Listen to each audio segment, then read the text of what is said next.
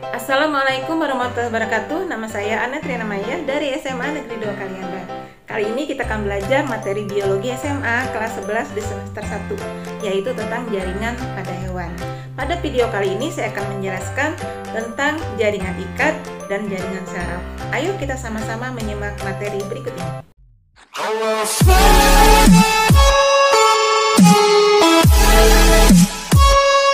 Jaringan hewan, jaringan ikat, dan saraf. Tujuan pembelajaran. Komponen jaringan ikat. Jaringan ikat tersusun dari berbagai macam komponen, yaitu matrik dan sel-sel jaringan ikat. Matrik itu sendiri tersusun atas serabut dan bahan dasar. Berdasarkan bentuk dan reaksi kimianya, serabut dibedakan menjadi 3 jenis, yaitu serabut kolagen, serabut elastin, dan serabut retikuler. Sedangkan bahan dasar penyusun matriks berupa bahan homogen setengah cair yang terdiri dari mukopolisakarida sulfat dan asam hyaluronat. Serabut kolagen. Serabut kolagen mempunyai daya elastisitas rendah, daya regang sangat tinggi, berwarna putih dan bentuknya berupa berkas-berkas beragam. Serabut kolagen terdapat pada tendon yang menghubungkan otot dengan tulang, serta terdapat pada jaringan ikat longgar. Serabut elastin. Serabut elastin mempunyai elastisitas tinggi, berwarna kuning, lebih tipis dari serabut kolagen, dan bentuknya seperti bangunan bercabang-cabang dan tebal.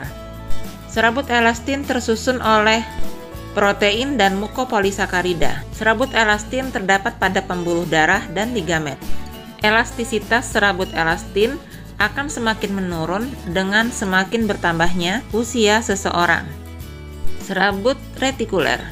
Serabut retikuler mempunyai daya elastisitas rendah, hampir sama dengan serabut kolagen, tetapi ukurannya lebih kecil. Serabut ini berperan menghubungkan jaringan ikat dengan jaringan lainnya.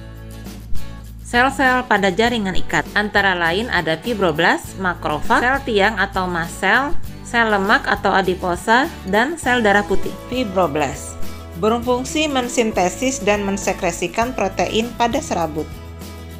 Makrofag bentuknya berubah-ubah tidak teratur dan khusus terdapat di dekat pembuluh darah. Berfungsi dalam pinositosis dan fagositosis. Makrofag dapat digerakkan atau didistribusikan ke jaringan lain yang mengalami peradangan. Sel tiang atau mast cell. Sel tiang berfungsi menghasilkan substansi heparin dan histamin. Substansi heparin adalah suatu antikoagulan yang dapat menghalangi pengubahan protrombin menjadi trombin yang berfungsi mencegah pembekuan darah. Sedangkan substansi histamin adalah suatu zat yang dihasilkan mastosit sebagai reaksi terhadap antigen yang sesuai dan berfungsi meningkatkan permeabilitas kapiler darah. Sel lemak atau sel adiposa. Sel lemak berfungsi menyimpan lemak. Jaringan ikat yang memiliki sel lemak dalam jumlah banyak disebut jaringan adiposa. Sel-sel darah putih atau leukosit. Sel darah putih berfungsi melawan patogen yang menimbulkan penyakit.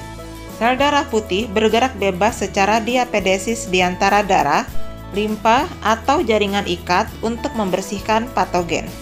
Sel darah putih ada 2 macam, yaitu sel darah putih granulosit dan agranulosit. Sel darah putih granulosit yang bergranula, misalnya eosinofil, basofil, dan neutrofil. Sedangkan agranulosit tidak bergranula, yaitu limfosit dan monosit. Klasifikasi jaringan ikat. Jaringan ikat terbagi menjadi 3 jenis, yaitu jaringan ikat sejati, jaringan ikat cair, dan jaringan ikat penyokong. Jaringan ikat sejati terbagi menjadi 2, yaitu jaringan ikat longgar dan jaringan ikat padat. Jaringan ikat longgar. Jaringan ikat longgar mempunyai komponen penyusun sel yang lebih banyak dibanding serabut atau serat. Jaringan ikat longgar berfungsi untuk membungkus organ tubuh, pembuluh darah, dan saraf. Adapun salah satu contoh jaringan ikat longgar adalah mesenterium, yaitu selaput pembungkus organ dalam perut. Jaringan ikat padat. Jaringan ikat padat merupakan jaringan ikat yang komponen penyusun selnya lebih sedikit dibandingkan serabut atau serat. Jaringan ikat padat terbagi menjadi dua. Jaringan ikat padat teratur, contohnya tendon, yaitu penghubung antara tulang dengan otot, serta ligamen, yaitu penghubung tulang dengan tulang. Yang kedua, jaringan ikat padat tidak teratur, contohnya fascia atau selaput pembungkus otot. Jaringan ikat cair. Jaringan ikat cair terdiri dari jaringan darah dan limpa. Jaringan darah berperan dalam proses transportasi dan sebagai sistem kekebalan tubuh. Sementara jaringan limpa berperan dalam sistem imunitas tubuh. Jaringan ikat penyokong. Jaringan ikat ini terdiri dari tulang rawan dan tulang keras. Jaringan tulang rawan tersusun oleh sel kondrosit. Terdapat 3 macam jaringan tulang rawan, yaitu hialin, elastin, dan fibrosa. Sementara jaringan tulang keras tersusun oleh sel osteosit dan terdiri dari tulang kompak dan tulang berongga atau spons. Jaringan saraf. Jaringan saraf adalah jaringan yang berfungsi untuk menghantarkan impuls atau rangsangan dan terdiri dari sel-sel saraf atau neuron. Jaringan saraf mengirimkan impuls dari panca indera ke saraf pusat, yaitu otak atau sumsum tulang belakang, dan dari sistem saraf pusat ke organ lainnya. Bagian-bagian sel saraf. Pertama, dendrit berfungsi untuk menerima impuls dari sel saraf lain dan membawanya ke badan sel. Kedua, badan sel berfungsi untuk mengolah sel. Di dalam badan sel terdapat inti sel saraf. Ketiga, akson. Akson berfungsi untuk menghantarkan impuls dari badan sel ke sel saraf lain. Keempat, selubung mielin berfungsi supaya lebih cepat menghantarkan impuls serta untuk memelihara akson.